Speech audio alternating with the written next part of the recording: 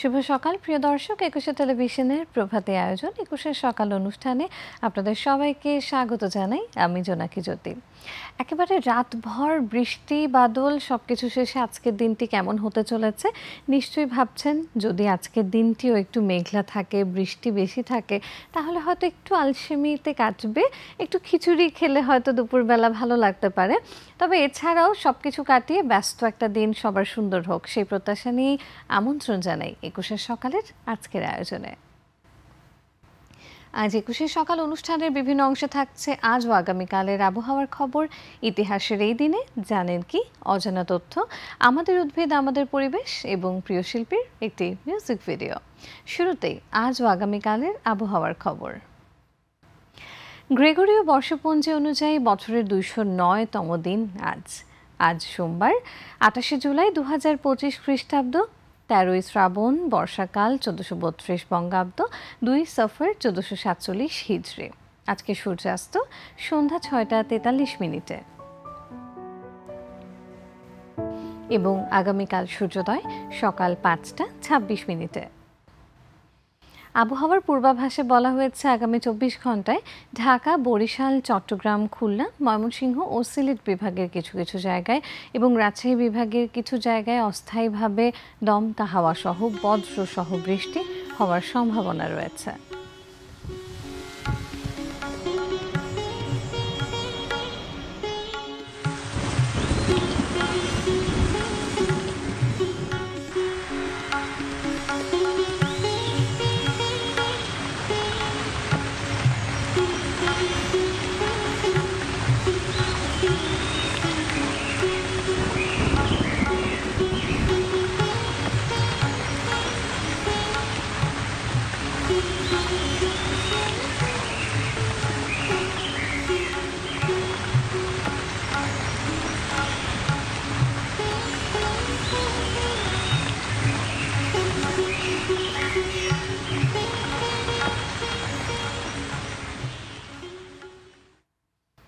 আজকের দিনটি আগামীকাল হয়ে যায় অতীত।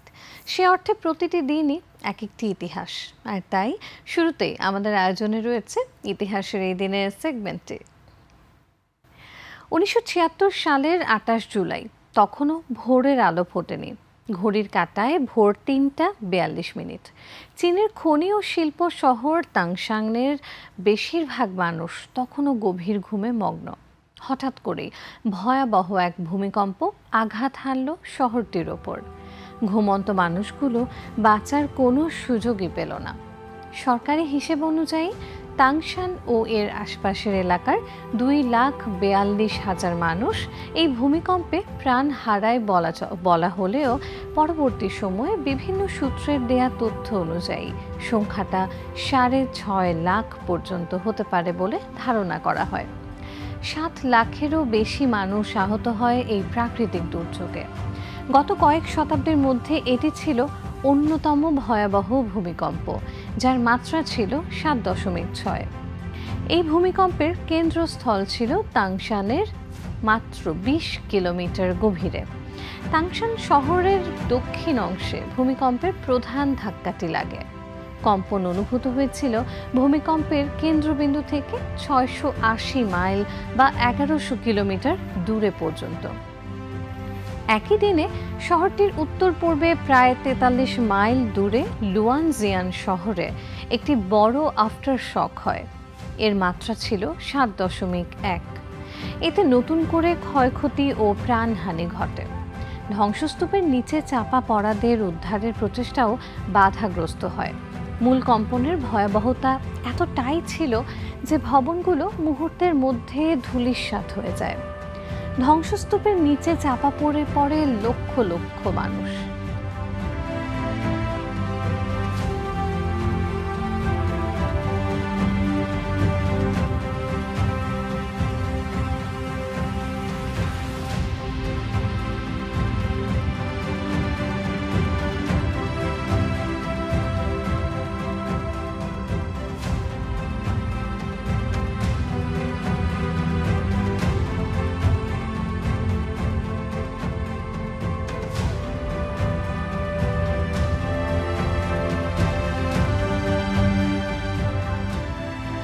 রাতারাতি একটি সমৃদ্ধ শহর পরিণত হয় মৃত্যুপুরীতে।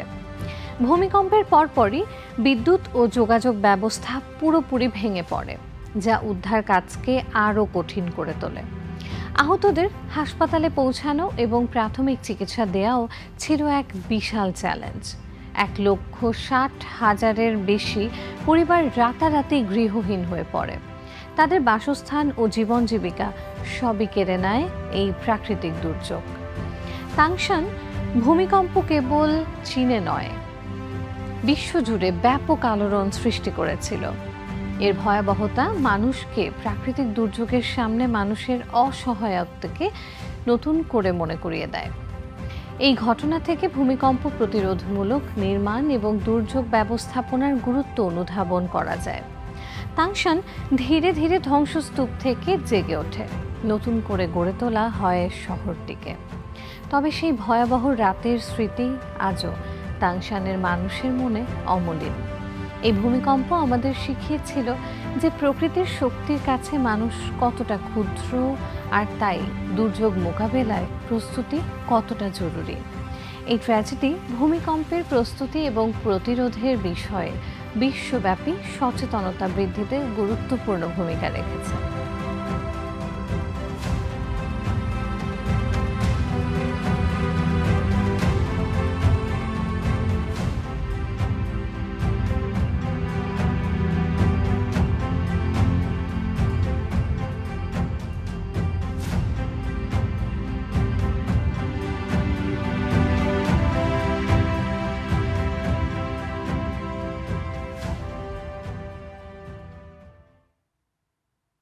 প্রিয় দর্শক, চীনের তাংশান শহরের ট্র্যাজেডি সম্পর্কে জানছিলাম ইতিহাসের এই দিনের সেগমেন্টটি থেকে। আমাদের এবারের আয়োজনে থাকছে জানেন কি। কতই না বিচিত্র আমাদের এই পৃথিবী, প্রাণেরও কতই না বিপুল সমারোহ। পৃথিবী জুড়ে রয়েছে নানা ধরনের প্রাণী ও পতঙ্গের অস্তিত্ব। তাদের প্রত্যেকেরই আলাদা আলাদা স্বভাব ও বৈশিষ্ট্য রয়েছে, জীবনযাপন, আচার আচরণ নানান ধরনের। সেসব সম্পর্কে আমাদের ধারণাই বা কতটুকু? আজ আমরা জেনে নেব তেমনই কিছু জানা অজানা তথ্য। পান্ডা পিঁপড়া নামে পরিচিত প্রাণীটি আসলে কোনো পিঁপড়ে নয়। এর প্রকৃত নাম ভেলভেট অ্যান্ট বা মখমলের পিঁপড়া। মেক্সিকো, চিলি এবং দক্ষিণ আমেরিকার শুষ্ক অঞ্চলে এদের দেখা মেলে। পান্ডা পিঁপড়া মূলত এক ধরনের বোলতা, যার স্ত্রী প্রজাতিটি দেখতে অনেকটা বড় আকারের লোমশ পিঁপড়ার মতো। এদের স্ত্রী প্রজাতিটির কোনো ডানা থাকে না, তাই মাটিতে হেঁটে বেড়ায়। এদের শরীরের ওপরের অংশে সাদা কালো লোম থাকে, যা দেখতে অনেকটা পান্ডা ভাল্লুকের মতো, আর এই কারণেই এদের এমন মজার নাম রয়েছে। এই প্রাণীটি তার হুল ফোটানোর তীব্র যন্ত্রণার জন্য পরিচিত।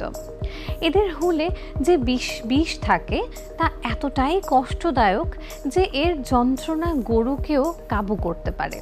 এই কারণে স্থানীয়ভাবে এদেরকে গরু হত্যাকারী বা কাউ কিলার নামেও ডাকা হয়। পান্ডা পিঁপড়া সাধারণত একাকী চলাফেরা করে এবং অন্য পোকামাকড়ের লার্ভা বা শুককীটের ওপর ডিম পাড়ে। এদের শক্ত খোলস এবং উজ্জ্বল রং শিকারীদের থেকে বাঁচতে সাহায্য করে। এদের এই উজ্জ্বল রংটি বিপদ সংকেত হিসেবে কাজ করে, যা শিকারীদেরকে বোঝায় যে এরা বিষাক্ত।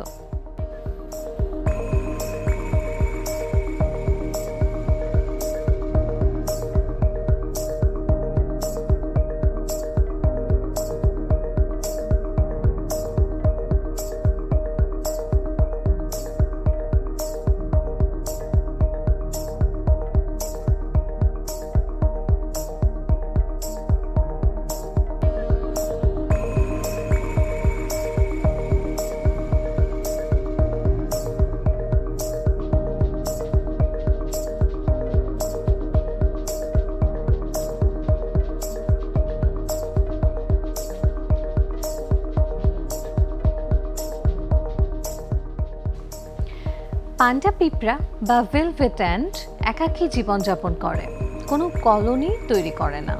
এদের স্ত্রী প্রজাতিটি মাটিতে গর্ত করে বা অন্য পোকামাকড়ের বাসায় ডিম পাড়ে। ডিম থেকে লার্ভা বের হলে তা ওই পোকামাকড়ের লার্ভা বা শুককীটকে খেয়ে বড় হয়। পূর্ণাঙ্গ ভেলভেট অ্যান্ট সাধারণত ফুলের মধু খেয়ে জীবন ধারণ করে।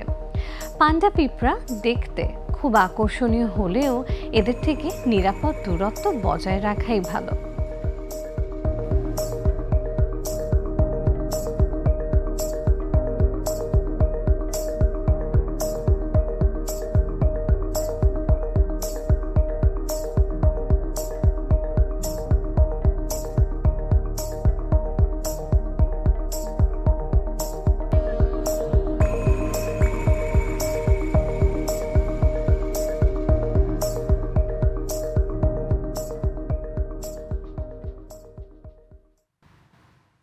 প্রিয় দর্শক, আয়োজনের এই পর্যায়ে ছোট্ট একটি বিরতি নিচ্ছি, তবে বিরতির ওপারে থাকছে আরও অনেক আয়োজন, তাই থাকুন ২১ সকালের সাথেই।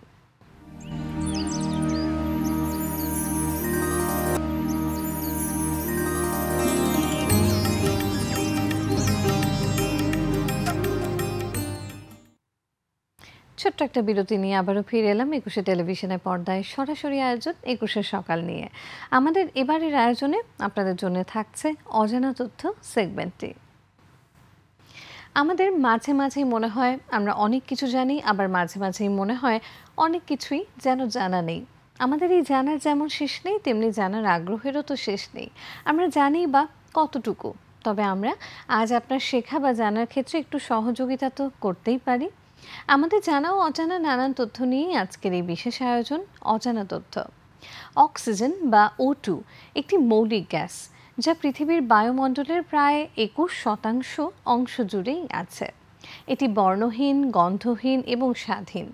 জীবনের অস্তিত্বের জন্য অক্সিজেন অপরিহার্য, কারণ এটি শ্বসন প্রক্রিয়ার মাধ্যমে প্রতিটি জীবের কোষে শক্তি উৎপাদনে সাহায্য করে। অক্সিজেনের আবিষ্কারের ইতিহাস বেশ আকর্ষণীয়। ১৭৭৪ সালে ইংরেজ রসায়নবিদ জোসেফ প্রিস্টলি প্রথম পারদ অক্সাইডকে উত্তপ্ত করে অক্সিজেন গ্যাস তৈরি করেন।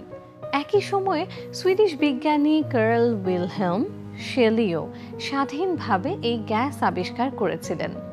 তবে ফরাসি বিজ্ঞানী অ্যান্টনি ল্যাভয়েসিয়ে এই গ্যাসের নামকরণ করেন অক্সিজেন।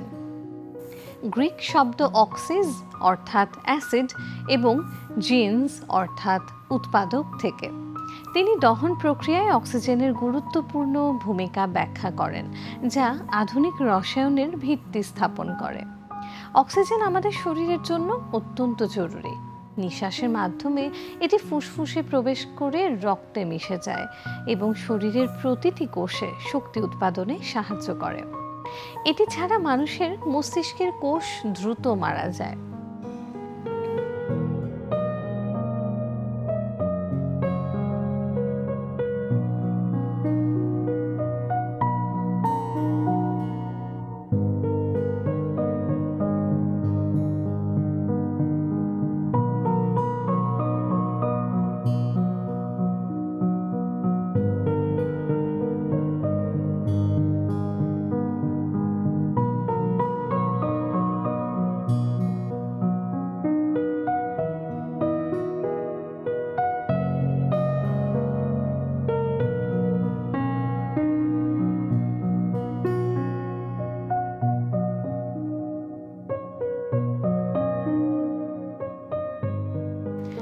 অক্সিজেন সিলিন্ডার হলো উচ্চ চাপে অক্সিজেন গ্যাস সংরক্ষণ করার জন্য বিশেষ পাত্র। যখন কোনো রোগীর শ্বাসকষ্ট হয় বা শরীরে অক্সিজেনের মাত্রা কমে যায়, তখন কৃত্রিমভাবে অক্সিজেন সরবরাহ করার জন্য এটি ব্যবহার করা হয়।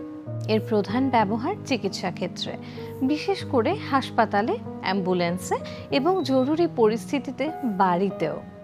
এটি ছাড়াও অক্সিজেন সিলিন্ডার ডুবুরি, পর্বতারোহী এবং মহাকাশচারীদের জন্য অপরিহার্য। ওয়েল্ডিং, কাটিং এবং অন্যান্য শিল্প কাজেও এর ব্যাপক ব্যবহার রয়েছে।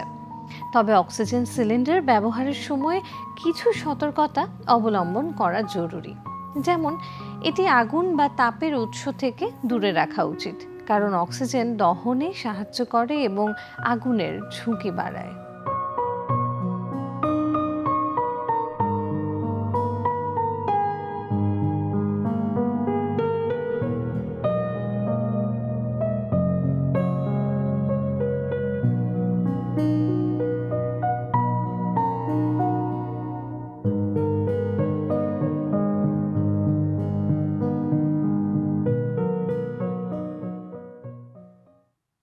প্রিয় দর্শক, নিচ্ছি ছোট্ট একটি বিরতি। দেখছিলেন অজানা তথ্য সেগমেন্টে। তবে বিরতির ওপারে আরও অনেক সেগমেন্ট থাকছে আমাদের উদ্ভিদ আমাদের পরিবেশ, সেই সাথে একটি মিউজিক ভিডিও। তাই থাকতে হবে 21 সকালের সাথে।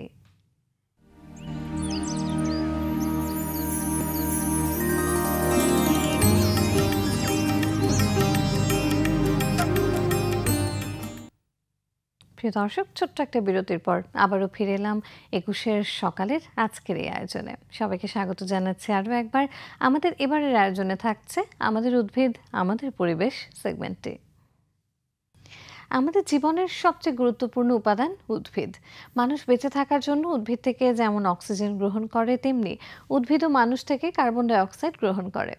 প্রতিটি উদ্ভিদের আলাদা কিছু গুণাগুণ রয়েছে যা মানুষের জীবন ধারণের ক্ষেত্রে ভীষণ গুরুত্বপূর্ণ। প্রিয় দর্শক, এমনই কিছু উদ্ভিদের বৈশিষ্ট্য নিয়েই সাজানো হয়ে থাকে আমাদের উদ্ভিদ আমাদের পরিবেশ সেগমেন্টে। সুপারি গাছ বা অ্যারিকা ক্যাটাচু এক ধরনের পাম গাছ, যা দেখতে অনেকটা নারিকেল গাছের মতোই লম্বা ও সরল। এই গাছের কাণ্ড সাধারণত পাতলা হয় এবং উচ্চতা 15 থেকে 20 মিটার পর্যন্ত হতে পারে। সুপারি গাছের শীর্ষভাগে লম্বা ও পালকের মতো পাতা থাকে, যা একে এক অনন্য সৌন্দর্য দেয়। এই গাছ প্রধানত এশিয়ার গ্রীষ্মপ্রধান অঞ্চলে, বিশেষ করে বাংলাদেশ, ভারত, ইন্দোনেশিয়া, ফিলিপাইন এবং মালয়েশিয়ায় বেশি দেখা যায়। সুপারি গাছ সাধারণত আর্দ্র ও উষ্ণ আবহাওয়ায় ভালো জন্মায় এবং এর জন্য উপযুক্ত মাটি হল দোআঁশ বা পলি মাটি। সুপারি গাছের ফল, যা সুপারি নামেই পরিচিত, একটি অত্যন্ত গুরুত্বপূর্ণ অর্থকরী ফসল। ফলগুলো প্রথমে সবুজ থাকে এবং পাকলে কমলা লাল রং ধারণ করে। এর ভেতরের শক্ত বীজটি সাধারণত খাওয়া হয়। সুপারি বিভিন্ন সাংস্কৃতিক ও সামাজিক অনুষ্ঠানে ব্যবহার করা হয়ে থাকে। বিশেষ করে পান পাতার সঙ্গে সুপারি ও চুন মিশিয়ে পান তৈরি করা হয়, যা বাঙালিদের একটি ঐতিহ্যবাহী অভ্যেস। হিন্দু ধর্মাবলম্বীদের বিভিন্ন পূজা ও ধর্মীয় অনুষ্ঠানে সুপারি একটি পবিত্র উপাদান হিসেবে ব্যবহৃত হয়ে থাকে।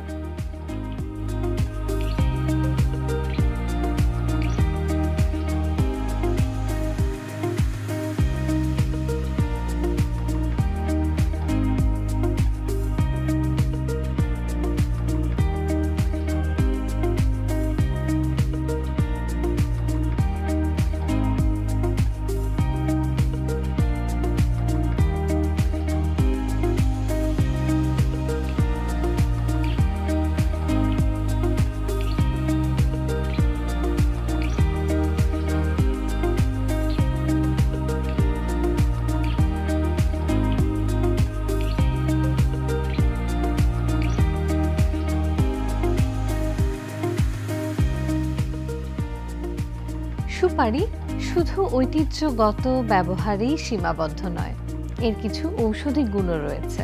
প্রাচীন আয়ুর্বেদিক চিকিৎসা পদ্ধতিতে সুপারি হজম শক্তি বাড়ানো এবং কৃমি দূর করার জন্য ব্যবহৃত হতো। সুপারি থেকে বিভিন্ন ধরনের রাসায়নিক উপাদান যেমন অ্যারিকোলিন পাওয়া যায়, যা স্নায়ুতন্ত্রের ওপর প্রভাব ফেলে। তবে অতিরিক্ত সুপারি সেবন স্বাস্থ্যের জন্য ক্ষতিকর হতে পারে, কারণ এটি মুখের ক্যান্সার বা অন্যান্য স্বাস্থ্য সমস্যার ঝুঁকি বাড়ায়। তাই সুপারিকে পরিমিত মাত্রায় গ্রহণ করা উচিত। সব মিলিয়ে সুপারি গাছ এবং এর ফল আমাদের সংস্কৃতি, অর্থনীতি এবং ঐতিহ্যের একটি গুরুত্বপূর্ণ অংশ।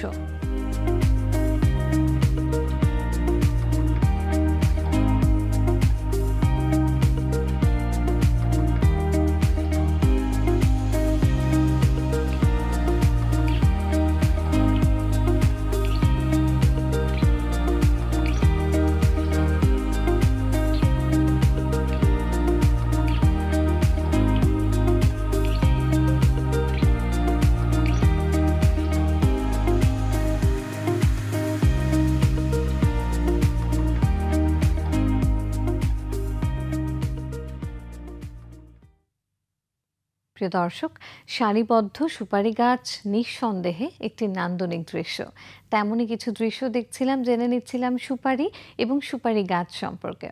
আমাদের উদ্ভিদ আমাদের পরিবেশ সেগমেন্টটি তো দেখলাম, কেমন লাগছে 21শে সকালের আয়োজন? আপনাদের যে কোনো মতামত পরামর্শ আমাদের জানাতে পারেন এই ঠিকানায়।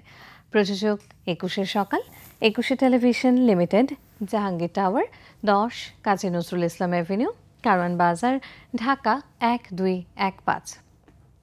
Phone 88025501 4316 email address সকাল@21শে-tv.com।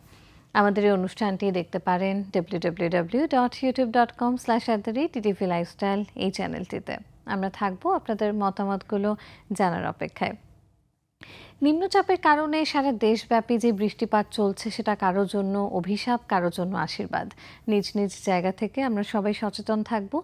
দিনটি সবার ভালো কাটুক, সুন্দর কাটুক, সেই প্রত্যাশা নিয়ে দর্শক আজকের মতো বিদায় নিচ্ছি। দেখা হবে আবারও আগামীকাল একই সময়। সে পর্যন্ত সবাই ভালো থাকুন, সুস্থ থাকুন, চোখ রাখুন 21শে টেলিভিশনের পর্দায়। শুভ সকাল।